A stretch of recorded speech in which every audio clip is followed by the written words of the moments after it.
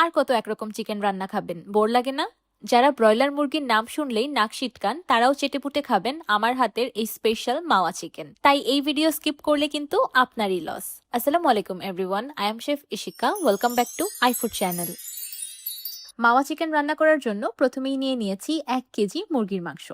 আমি একটি আস্ত মুরগি কেটে ধুয়ে ভালোভাবে পরিষ্কার করে নিয়েছি।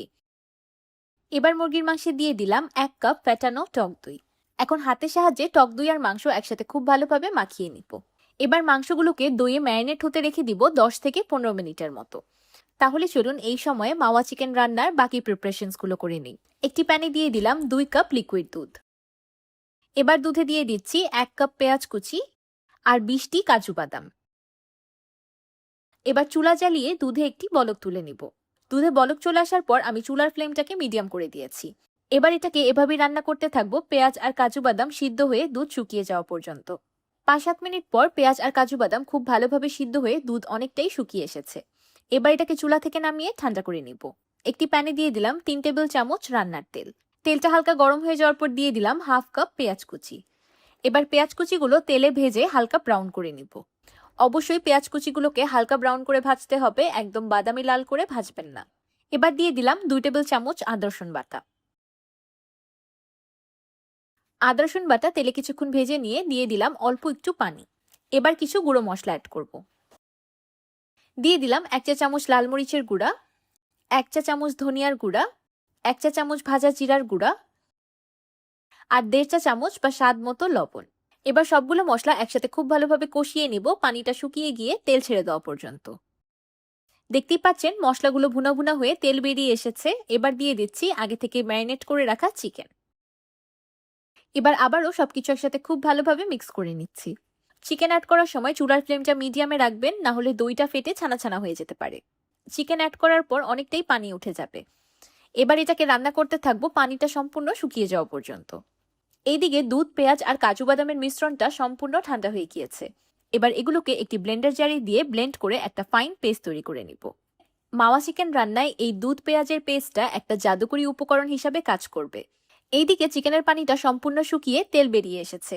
এখন অ্যাড করে দিচ্ছি ব্লেন্ড করে রাখা দুধের পেস্ট। দুধে সিদ্ধ করা পেঁয়াজ কাজু বাদামের এই পেস্টটা দিয়ে একবার চিকেন রান্না করে খেয়েই দেখুন, তাহলেই শুধু বুঝতে পারবেন এটার কি স্বাদ, অন্য কোনো কিছুর সাথে মেলে না।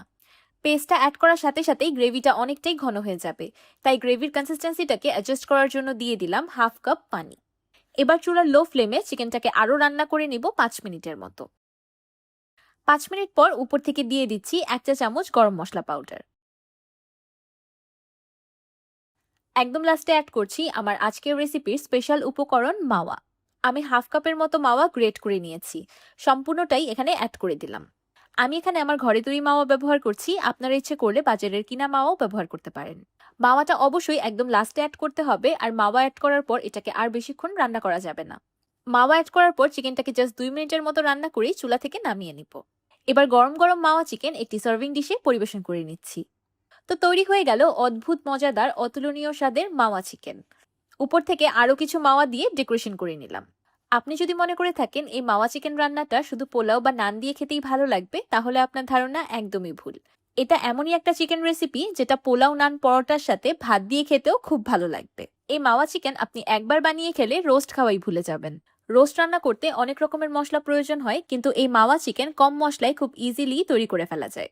এই মাওয়া চিকেনের গ্রেভিটাই এতটা বেশি ইয়ামি যে সবাই মাংস রেখে শুধু গ্রেভিটাই খাবে। আর রান্নাটা দেখতেই কতটা অসাধারণ আর লোভনীয় লাগছে সেটা তো আপনারা দেখেই বুঝতে পারছেন। আমার আজকের এই মাওয়া চিকেন রেসিপিটি আপনাদের কাছে কেমন লাগলো আমাকে অবশ্যই কমেন্ট করে জানাবেন। ভিডিওটি ভালো লাগলে একটি লাইক দিবেন আর আমার চ্যানেল সাবস্ক্রাইব করে আমার চ্যানেলের পাশেই থাকবেন। আল্লাহ হাফেজ।